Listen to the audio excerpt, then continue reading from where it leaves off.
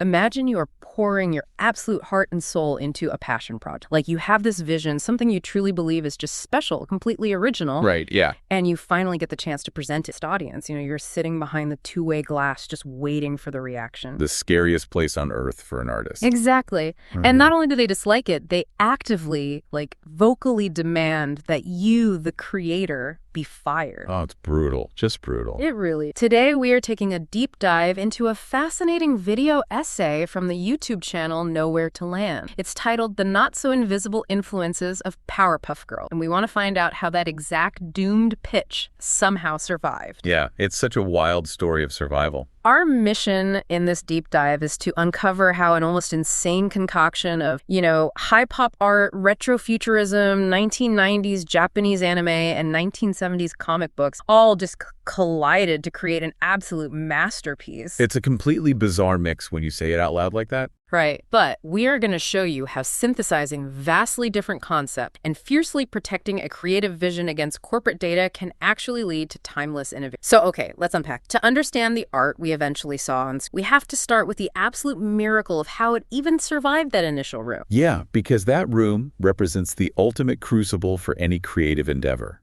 When we talk about test audiences, especially in the television industry of the late 1990s, we are not talking about a polite focus group offering, constructive feedback. No, definitely not. We are talking about the literal gatekeepers of a multi-billion-dollar merchandising empire. So, the test audience for this particular pilot consisted primarily of young boys. Okay, the target demographic at the time. Exactly. And their reaction wasn't just a mild disinterest. It was a fundamental, almost hostile rejection of the core premise. They fundamentally hated the idea that superheroes could be girls. Wow. Yeah, it offended their sensibilities of what the genre is supposed to be. That is such a harsh reality to face as a creator. You walk in expecting them to critique the pacing or joke, and instead they are just rejecting the very characters. They rejected the entire foundation of... And what happens next is almost predictable, right? The corporate machine sees the data, they see the negative feedback from the target demographic, and panic just sets in immediately. Oh, instant panic. Right. The network executives look at this rejection, and their instinct isn't to defend the art. Their instinct is to, sand off all the edges until it fits into a pre-existing safe mold. And the network's proposed solution was incredibly telling about that corporate mindset. They suggested drastic changes to the characters to make them, quote-unquote, more realistic. More realistic. For a cartoon. Right. But the truly shocking part was the suggestion to strip them of their distinct identities entirely. The executives literally floated the idea of renaming the characters to simply pink, blue, and green. Wait, are you serious? Just colors? Literally just color swatch. They wanted to remove Blossom, Bubbles, and Buttercup entirely. That is wild. It's like a tech startup founder bringing a revolutionary, weird, wonderful new piece of hardware to early investors. Right. And the investors are saying, well, we love the effort, but can you completely water this down to match the most boring, safe market data currently available? Let's just make a generic gray box. Exactly. It is the total corporatization of art. But the creator, Craig McCracken, he refused to yield, right? He did. He was working at the time as a storyboard artist on another wildly popular show, Dexter's Lab. And instead of compromising, he just kept pitching his original weird vision repeatedly, absorbing rejection after rejection. He's relentless. Yeah. And his position on the Dexter's Lab staff was actually a crucial tactical advantage.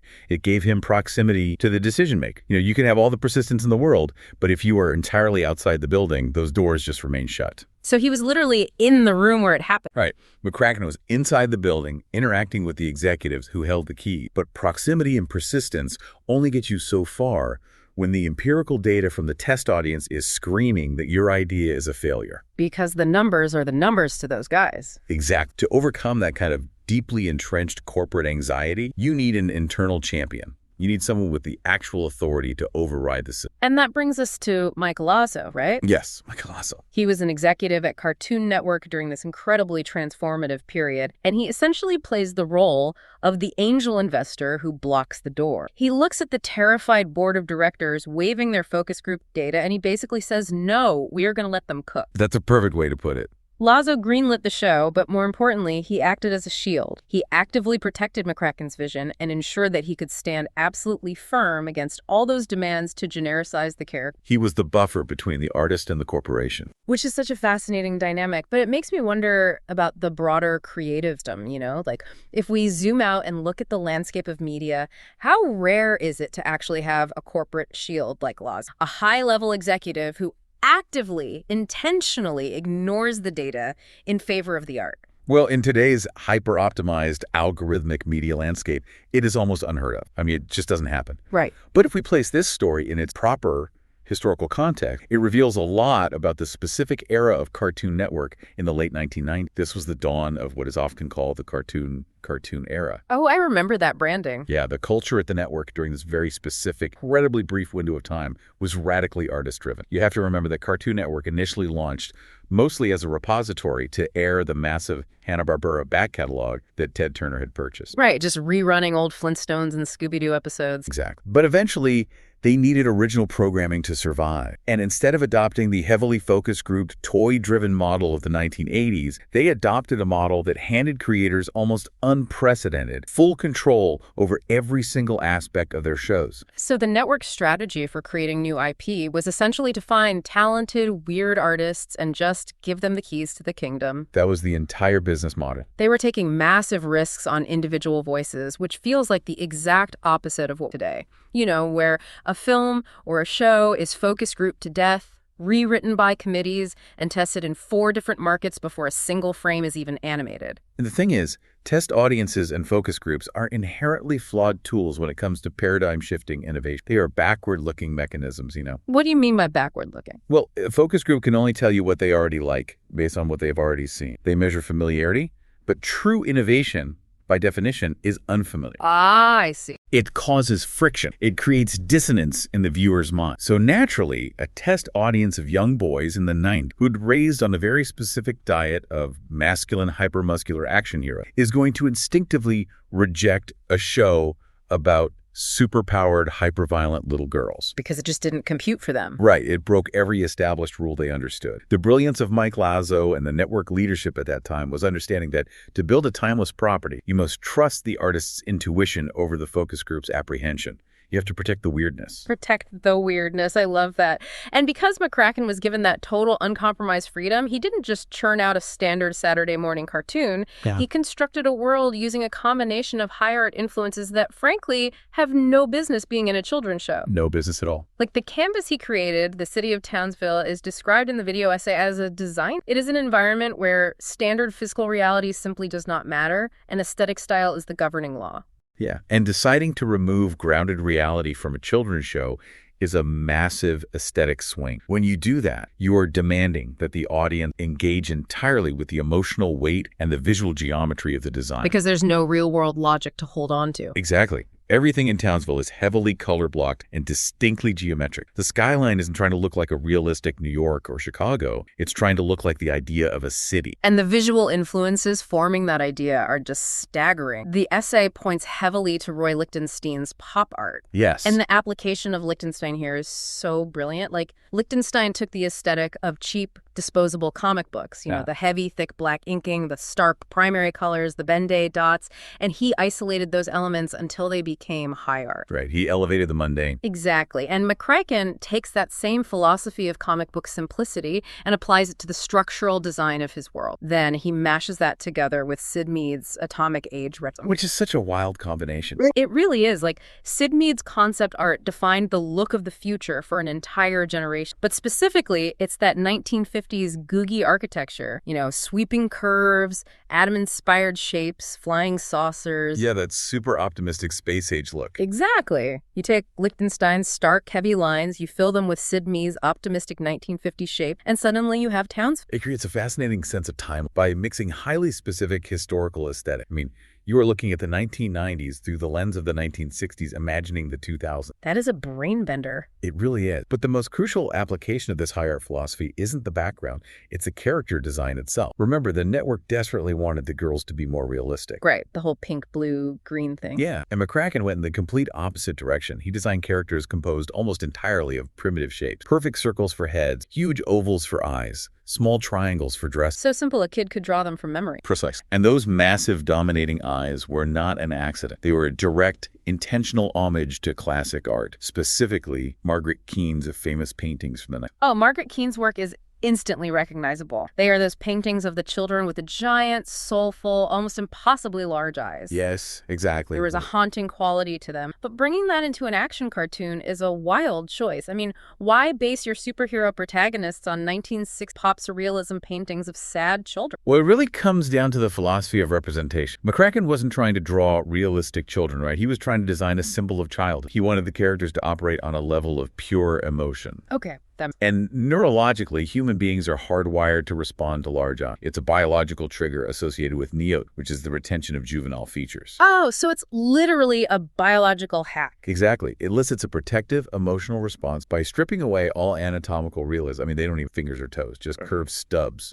Right, they just have those little paddle hands. Yeah, paddle hands. So by focusing entirely on those massive, Keane-inspired, expressive eyes within geometric form, McCracken achieved what the video essay brilliantly terms instant emotional readability. Instant emotional readability. I really want to linger on that concept because it feels like the master key to this show's visual success. It absolutely is. Instead of trying to paint a hyper-realistic photograph where we have to read the micro-expressions on a character's face, McCracken is handing us a bold geometric symbol. You don't need detailed facial muscles to know Blossom is angry or Bubbles is terrified. Their entire physical geometry shifts to convey that emotion instantly. Yes. It bypasses the analytical part of the brain and just hits the emotional center immediately. And that structural choice dictates exactly how the show had to be animated. How so? Well, you have this highly stylized, heavily geometric pop art world. If you tried to animate those characters with the hyperfluid, meticulously detailed motion of, say, a feature-length Disney film, it would look grotesque. Oh, yeah, that would be weird.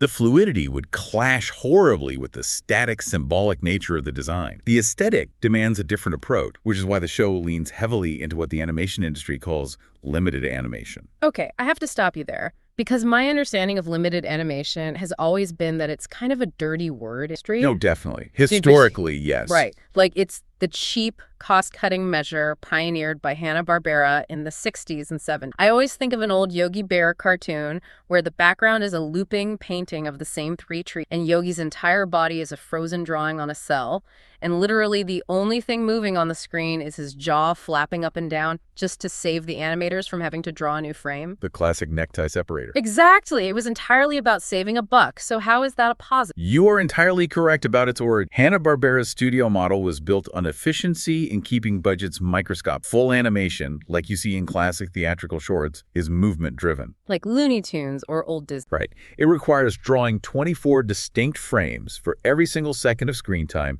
to create the seamless illusion of organic, realistic motion. Limited animation is entirely different. It is idea-driven. Idea-driven. It uses drastically fewer frames per second. It relies on holding static poses for long periods. It recycles walk cycles and uses simple abstract backgrounds that can slide behind a character endlessly. But the genius of Craig McCracken was looking at that cost-saving technique and realizing it could be weaponized into a profound artistic strength. Wait, so working with strict limitations, like deliberately choosing to animate on fewer frames and holding characters completely, still actually forced a creative breakthrough. Precisely. When you strip away fluid, realistic motion, you can no longer rely on kinetic energy to keep the viewer mesmerized. You have to rely entirely on visual abstraction and strong composition. Because there's nothing else to distract. Exactly. The show utilizes limited animation to emphasize the pop art nature of its design. The video essay describes the resulting aesthetic beautifully. It says it feels like moving pop art, or like taking the retrofuturism of the Jetsons and transforming it into a dynamic mid-century modern painting. That is a great visual. When the characters hold a static pose for 3 seconds,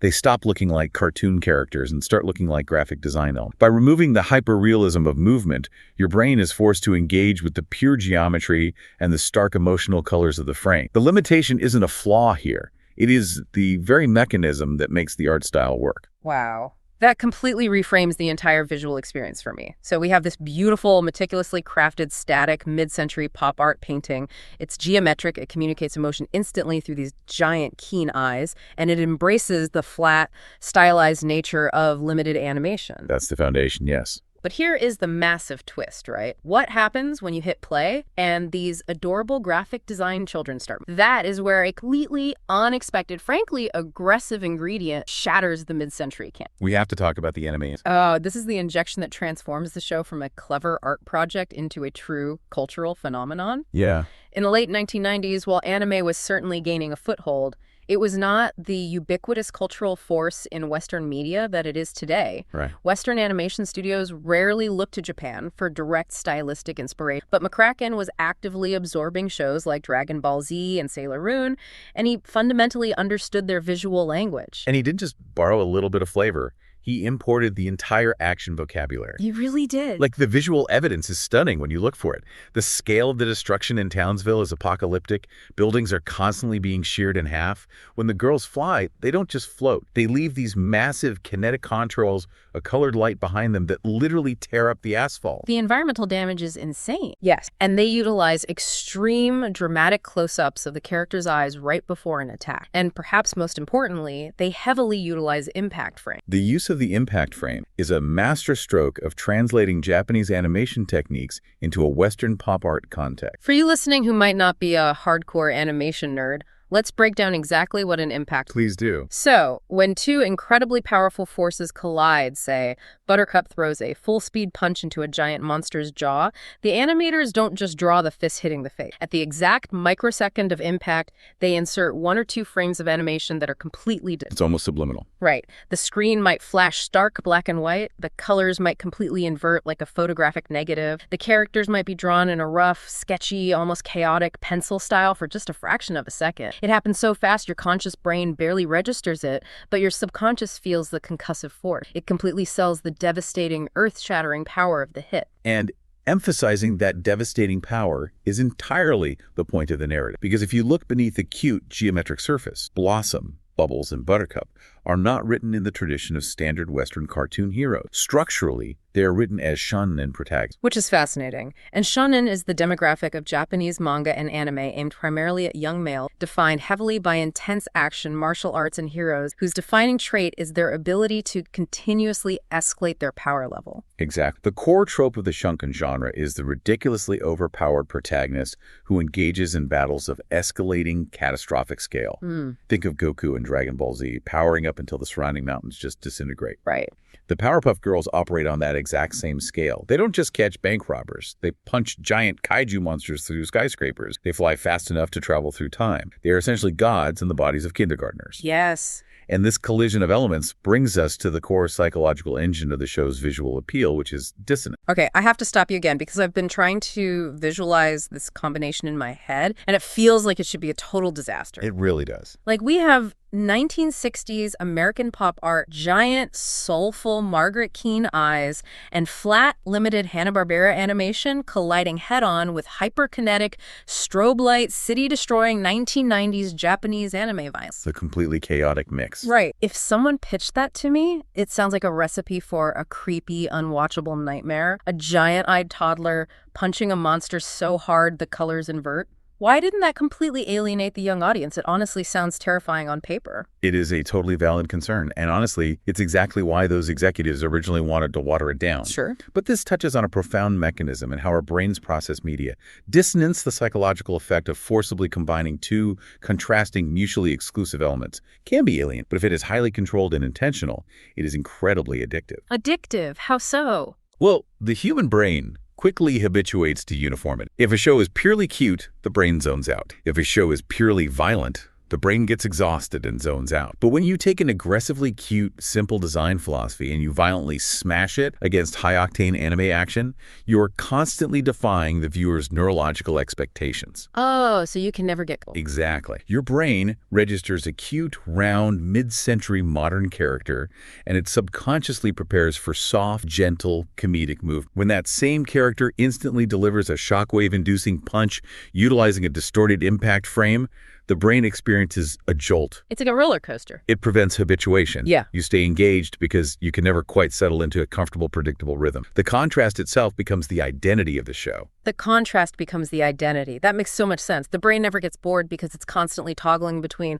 ah, how sweet, and oh my God, the city is leveled. Yeah. So the canvas is pop art, And the kinetic engine is shonen anime. But visual dissonance only holds your attention for so long. For a show to last multiple seasons and become a cultural touchstone, that same whiplash has to exist in the writing. It has to carry over to the story. The narrative structure had to match this visual absurdity. And the source material argues that the storytelling engine capable of holding all this together is comic book parody specific, a laser-focused parody of the Silver Age of comics. Yes. To understand the narrative engine, you have to understand the specific historical oddity that is the Silver Age of comics. Which is a whole rabbit hole on its own. It really is. This era, roughly spanning from the mid-1950s to around 1970, was largely defined by the creation of the Comics Code Authority, which was a strict censorship board. Right, because comics were blamed for juvenile delinquency. Exactly. So because comic creators were suddenly forbidden from showing gritty realism, intense violence, or complex moral ambiguity, they pivoted hard into science fiction absurdity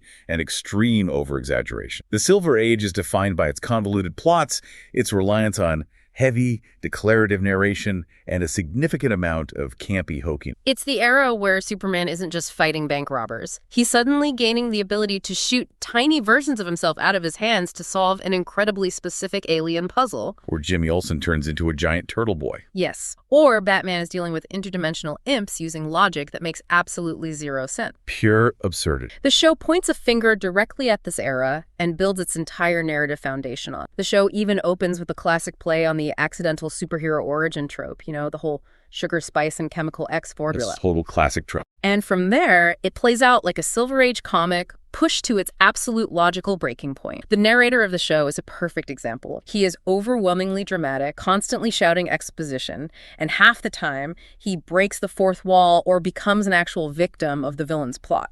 He's a character himself. Exactly. The stakes are perpetually absurdly high. The narrator isn't saying, oh no, a robbery. He's screaming, Townsville is doomed every single week. But you see, a pure parody of the Silver Age would get exhausting quickly. It would get old. Right.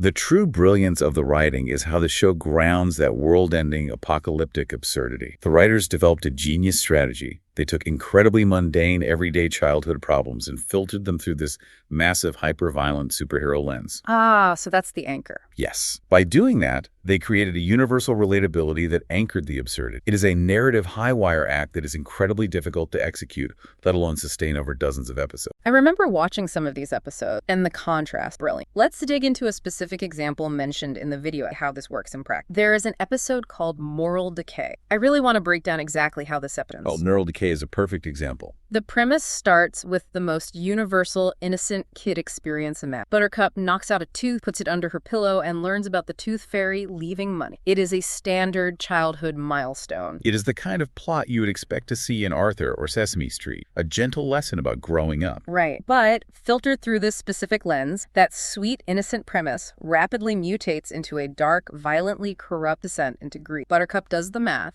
and realizes that teeth equal cash. Dangerous realization. And because she is a ridiculously overpowered superhero, she realizes she can manufacture that cash. She starts flying around the city, brutally punching criminals' teeth out just to harvest them for a payout. She literally becomes a villain. She becomes an enforcer running a dental extortion ring. It goes from a sweet childhood moment to hyper-violent vigilantism fueled by greed. It's hilarious and horrifying. Or consider the episode Octai. The villain, Mojo Jojo, decides to manipulate Bubbles' imaginary friend, which is literally just a cute, purple, stuffed toy octopus. He possesses the toy and weaponizes it against her. It takes the very real, genuine emotional weight a child places on a stuffed animal and escalates it into a literal weapon of mass destruction, tearing. And that episode seamlessly highlights how the show handles its villain, because the villains are arguably where the genre parody reaches its absolute highest peak. They are so iconic. They are not just generic bad guys. They are meticulously crafted, specific representations of different comic book tropes stretched to the point of absurdity. We definitely have to analyze Mojo Jojo because he is the undisputed king of the villain monologue. Oh, absolutely. His dialogue is fascinating. He speaks in this incredibly redundant, overly verbose, repetitive. He doesn't just say he's going to attack. He says, I, Mojo Jojo,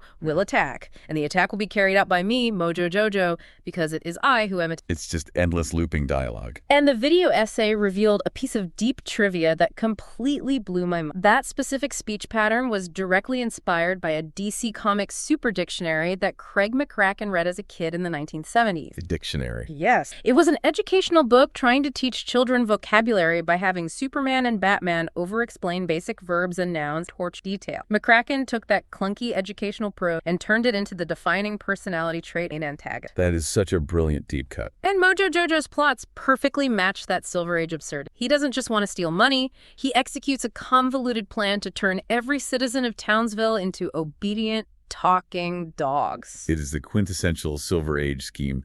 You see that same level of deep-cut comic trope exploration in villains like Fuzzy Lumpkins. Right. The video essay aptly describes Fuzzy as the embodiment of rural chaos. He is the trope of the territorial, unpredictable backwoods threat dropped into a modern metropolis. Just a completely different flavor of villain. Exactly. But the show isn't content to just play with comic book trope. It also plays with the meta-context of its own creation. Remember the original complaint from that doomed test audience of boys, visceral rejection of the idea that girls shouldn't be superheroes. Oh yeah, the core conflict that almost killed the show. The show actively weaponizes that by playing with tropes of gender, presentation, and power, most notably and terrifyingly with a character known simply as Him. Him. I can confidently say that Him is easily one of the scariest villains ever put on a children's television show. The design and execution of that character is pure nightmare. Without a doubt. The character design of Him is a brilliant amalgamation of seemingly contradictory elements designed to maximize unease. Voiced with incredible theatricality by Tom Kane, the character is built with a mix of drag performance, classic theatrical villainy, and pure psychological horror. It's such a striking look. He has lobster claws, he wears high-heeled thigh-high boots and a tutu, and he sports a pointed goatee. But the true terror is auditory. The voice. He speaks in this booming, echoing, demonic male register that will suddenly, without any visual warning, snap into a soft, high-pitched, almost effeminate, inviting whisper. Furthermore, his body doesn't obey physics. He constantly swaps and bends out of any recognizable human shape, stretching and contorting in ways that defy the geometric logic of the rest of the show. It is deeply the visual and auditory whiplash of hearing a booming demonic threat suddenly turn into a soft, almost motherly whisper is profoundly, it completely destabilizes. It really does. But it works because it's a brilliant modern play on the vaudeville absurdity of early comic villain. But, I want to explore the underlying intent here, because you could look at all of this, the redundant monk, the demonic drag queen, absurd plots, and conclude that the show is just mocking the superheroes. Which is a common misconception.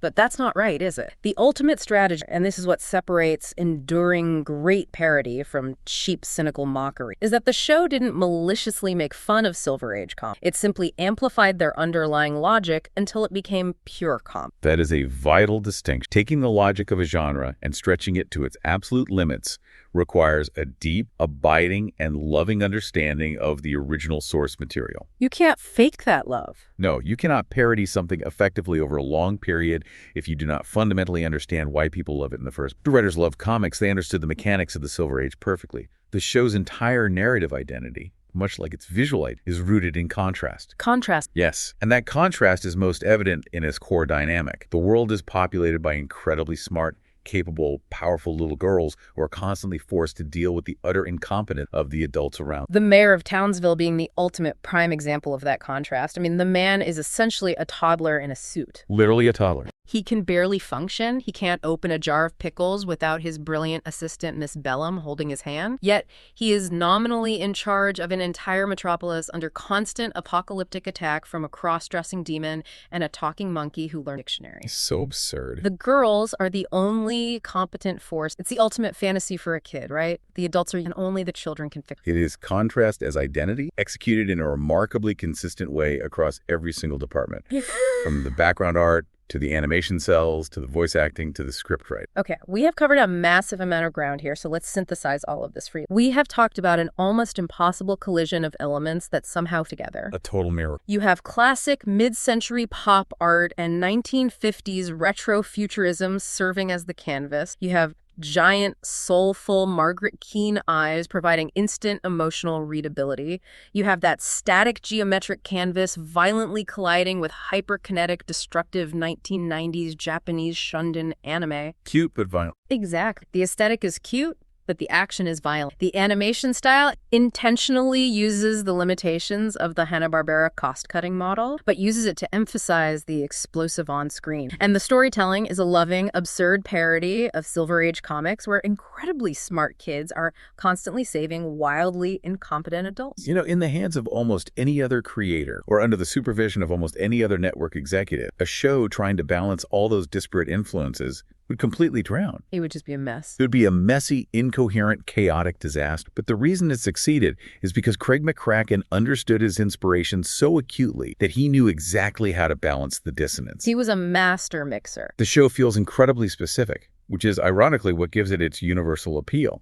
And that brings us back to the very beginning of our conversation and why this show feels so timeless, while so many other heavily funded shows from that exact same era have been completely forgotten by culture. It wasn't built by an algorithm. It wasn't smoothed out by a committee. It blossomed from a place of pure, idiosyncratic love and a clear joy for the history of the animation industry and for art history at large. It is the direct, undeniable result of a single creator being given full reign over his specific vision, completely uncompromised by corporate meddling. Which is so rare. That brief cartoon era of Cartoon Network built absolute legends because the network viewed television animation as a space for bold experimentation. It was the literal opposite of the corporatized, risk-averse creative spaces we see dominating the street today. It fundamentally proves the value of synthesizing wildly different inspirations and fiercely, stubbornly protecting your unique vision against the overwhelming pressure. I mean, if Craig McCracken had sat behind that two-way glass, listened to that test audience of young boys, and compromised his vision to appease the data. Oh, it would have been a tragedy. If Mike Lazo hadn't stood in the doorway and blocked the executives, we would have gotten 3 highly realistic, completely generic pink, blue, and green characters. They would have sold a few toys for a single season, and they would have been forgotten in a blip on the radar. The X-ray machine of corporate testing was fundamentally broken when it looked at Townsville. It measured the dissonance as a fatal flaw instead of recognizing it as the genius it was. Thankfully, Lazo and McCracken had the guts to ignore the scan and trust. Which leaves us with a lingering, almost uncomfortable question to mull over, especially as we look at how media and technology are developed today. What's that? Well, if the cartoon era's radical, artist-driven model created timeless, culture-defining masterpieces precisely by taking massive risks, trusting weirdness, and completely ignoring focus groups, what modern innovations in our art, our technology, or our businesses are we entirely missing out on today simply because our systems are too obsessed with optimizing for immediate, safe, algorithmic audience approval?